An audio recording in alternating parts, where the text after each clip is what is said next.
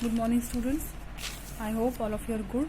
So yesterday we have started our last chapter, that is some natural phenomena, in which we discussed some highlighted terms like seismograph, earthing, static charge, lightning, thunderstorm, etc. etc. So in today's lecture we will discuss about the question answers of the same chapter, that is some natural phenomenon, जिसका मतलब है कुछ कुदरती घटनाएं, कुदरत की तरफ से जो कहर होता है, जो घटनाएं घटती हैं, वही ये चैप्टर है जिसका नाम है सम नेचुरल फेनोमेनन। तो आज हम इसके क्वेश्चन आंसर्स करने जा रहे हैं। सो क्वेश्चन नंबर 1 हमारा है, some time a cracking sound is heard while taking off sweater during winters, explain.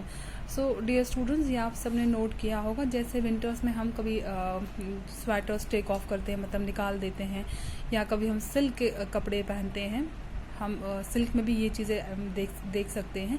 तो आपने देखा होगा एक साउंड जैसी प्रोड्यूस होती है, या एक लाइटनिंग भी प्रोड्यूस होती है, जो आपने देखी होगी। तो आपको बताना है रीज़न क्या है कि एक क्रैकिंग साउंड जो है वो ड्यूरिंग विंटर्स सिल्क के कपड़ों में या विंटर के वूलन कपड़ों में वो क्यों प्रोड्यूस होती है। सो हमारा आंसर है, an electric discharge takes place between the body and sweater at the time of electric discharge some energy is release. In this case energy is release in the form of crackling sound. So क्या होता है, कहते हैं कि एक electric discharge जो है वो प्रोड्यूस हो जाता है बॉडी और स्वेटर के बीच में, और उस टाइम पे जैसे ही इलेक्ट्रिक डिस्चार्ज प्रोड्यूस होता है तो सब कुछ एनर्जी भी रिलीज़ हो जाती है, और एनर्जी जो रिलीज़ होती है इस केस में वो इन the form of crackling sound की फॉर्म में वो प्रोड्यूस होती है, और हमें लगता है कि कुछ आवाज़ आ रही है, कुछ लाइटनिंग जैसा हो रहा है। बेसिकली ये इलेक्ट्रिक डिस्चार्ज होता है, ठीक है। क्वेश्चन नंबर 2 हमारा है, explain why a charged body lose its charge if we touch it with our hands. Question number 2 का कहना है कि आपको बताना है, अगर कोई भी चार्ज्ड बॉडी जो है, जैसे हम उसको टच करते हैं अपने हाथों से, उसका चार्ज लूज क्यों हो जाता है। सो आंसर हमारा है, when we touch a charged body it lose to charge due to the process of earthing. और ये ऐसा इसलिए होता है, जब भी हम चार्ज्ड बॉडी को टच करते हैं तो वो अपना चार्ज लूज करता है by the process of earthing. और अर्थिंग क्या होता है, as I told you yesterday, earthing एक ऐसी प्रोसेस है जिसमें चार्ज का ट्रांसफ़र होता है एक चार्जर बॉडी से अर्थ की तरफ, ठीक है। इसलिए एक चार्जर बॉडी जो है अपना चार्ज लूज करती है, और जबकि हमारी बॉडी जो है गुड कंडक्टर है इलेक्ट्रिसिटी की, मतलब हमारी बॉडी से जो इलेक्ट्रिसिटी है, करंट जो है वो इजीली पास हो जाती है, जिसके कारण हमारे जो चार्ज होता है हमारी बॉडी के थ्रू अर्थ में ट्रांसफ़र हो जाता है, ठीक है। क्वेश्चन नंबर 3 हमारा है, name the scale on which the destructive energy of an earthquake measured 3 on this scale. Would it be recorded by the seismograph? It is likely to cause much damage.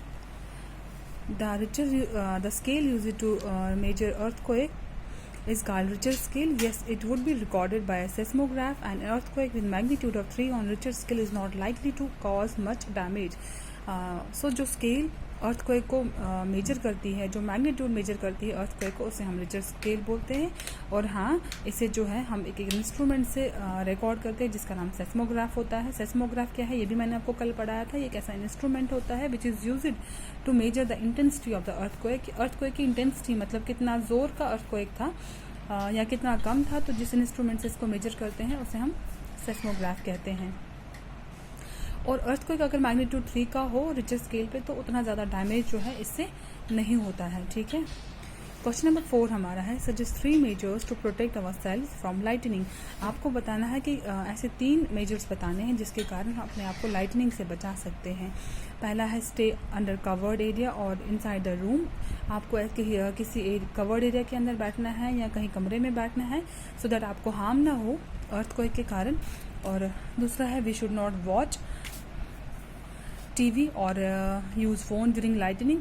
और बिजली कड़कने के time हमें TV नहीं देखना चाहिए या phone नहीं इस्तेमाल करना चाहिए, क्योंकि मैग्नेटिक रेज जो होती हैं वो उनकी अट्रैक्शन के कारण जो है काफ़ी ज़्यादा नुकसान हो सकता है। नंबर 3 हमारा है, we should not take bath during lightning. और लाइटनिंग के टाइम, बिजली कड़कने के टाइम हमें नहाना भी नहीं चाहिए, ठीक है। ये कुछ ऐसे मेजर्स हैं जो आपको माइंड में रखने हैं। जब भी लाइटनिंग होगी तो ऐसे बाहर जो है ओपनली नहीं घूमना चाहिए, ठीक है। So dear students, here I conclude my today's topic and rest of the question we will discuss in our next lecture. I hope you have maintained your notebook properly and also try to learn. Okay dear students, take care and thank you.